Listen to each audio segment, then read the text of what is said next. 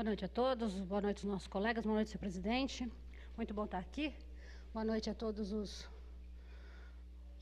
nossos telespectadores que nos veem pela TV Câmara, nos ouvem, pela Rádio Educativa FM. Muito bom estar aqui. Foi um final de semana bastante trágico, esse para a Polícia Militar.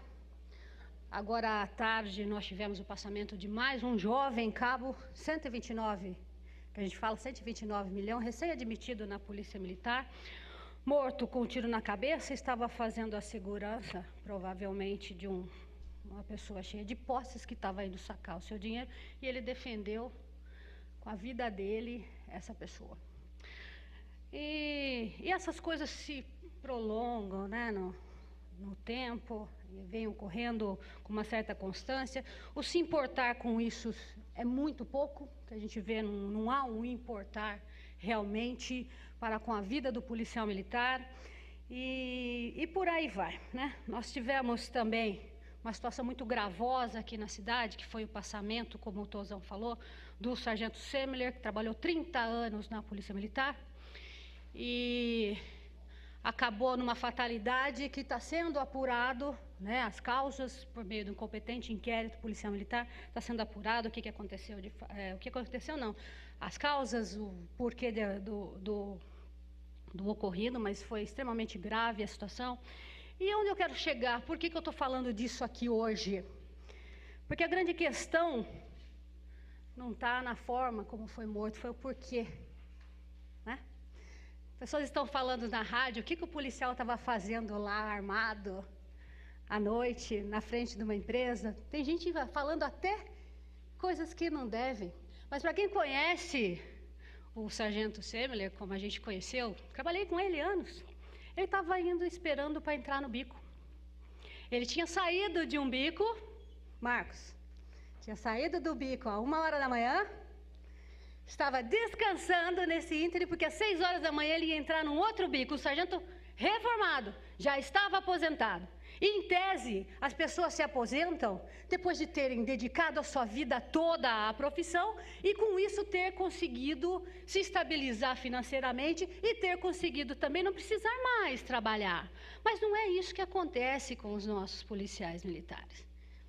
A grande maioria absoluta trabalha na inatividade. Por quê? Porque durante toda a vida dele, em que ele arriscou-se, colocou a sua vida em risco para proteger a sociedade, ele não conseguiu meios suficientes de subsistência. E vou mais além.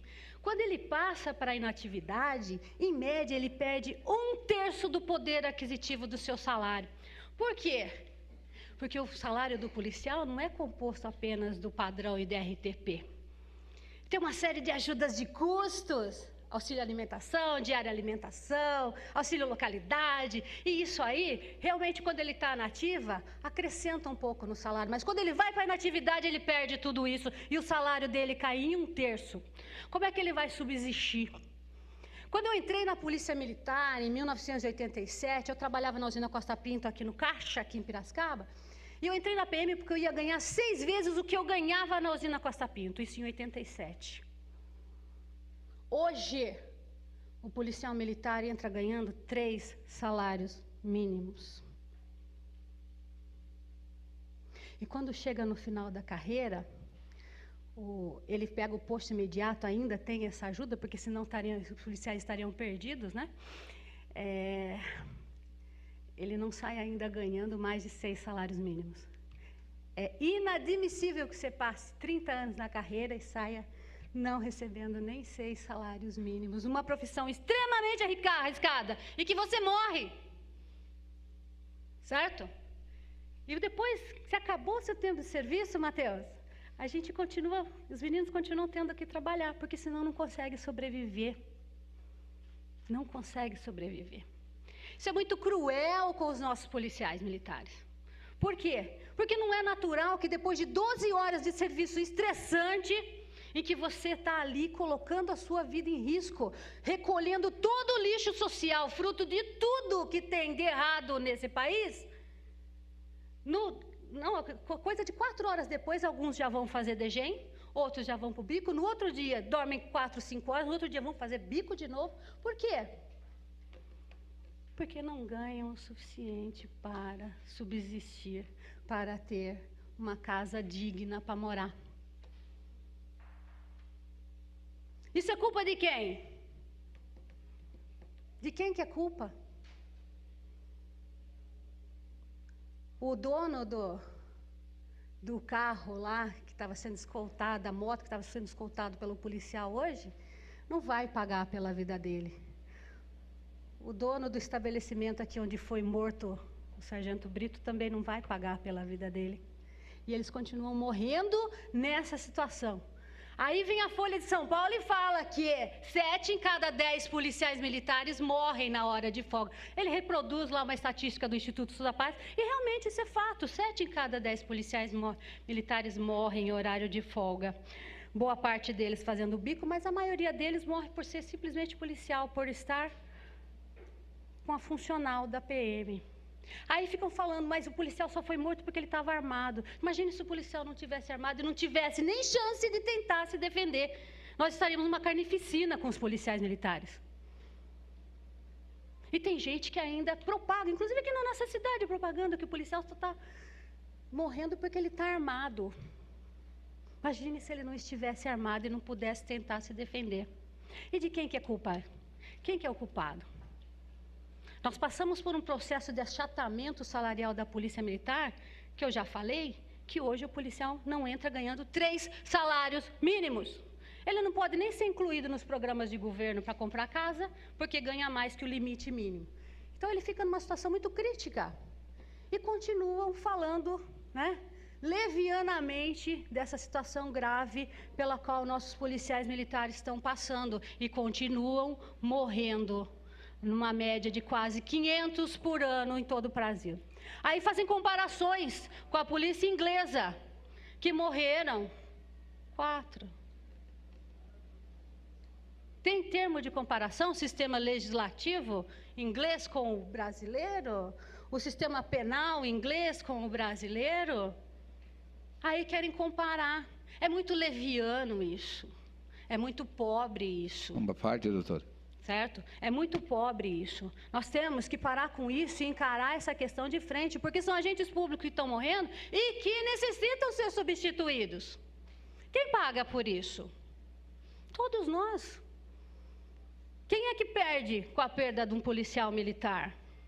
Todos nós. Todos nós pagamos 2 vezes, porque nós vamos ter que pagar para a família e vamos ter que pagar novamente, que vai ter que vir outro no lugar, e virão outros no lugar, porque nós vivemos num país de desesperados, todos estão sem emprego, procurando emprego, e a polícia militar aparece como opção.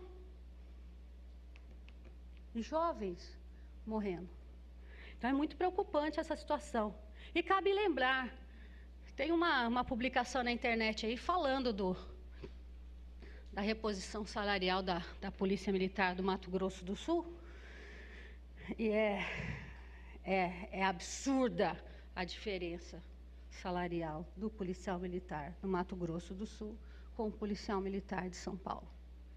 É absurda a diferença. Ganha quase 3 vezes menos o policial de São Paulo. E, ainda assim, mais uma vez, continuamos sem nenhuma abertura de negociação para sequer ser reposta as perdas inflacionárias dos policiais militares. Então, senhores, imaginem a situação que está, que o policial vai ter que andar armado, sim, vai ter que continuar fazendo bico assim, porque senão ele não consegue sobreviver. Então, acho que essa discussão tem que ser mais profunda do que simplesmente falar que 7 em cada 10 morrem no horário de folga, sim, porque são obrigados a fazer bico. Estão armados no horário de folga, sim, porque se ele não tiver arma, ele não tem como fazer bico, ele não tem como se manter. É por isso que ele está andando armado no horário de folga. E porque se ele não tiver armado, o cara vai simplesmente chegar na cara dele e vai matar sem que ele possa se defender. E o policial tem que ter pelo menos o direito de se defender. Se nem isso, se até isso querem tirar dos nossos policiais, como é que vai ser? Como é que vai ser? Certo? E continuamos 4 anos sem reposição sequer das perdas inflacionárias por esse governo de Estado, que está acabando com a nossa Polícia Militar. Isso sem falar nos problemas das viaturas, que a gente adquiria em média 5.000 por ano e está em média 1.200 viaturas por ano. Tudo bem, gente? Então, segurança pública é cara e precisa de investimento sempre. Muito obrigada.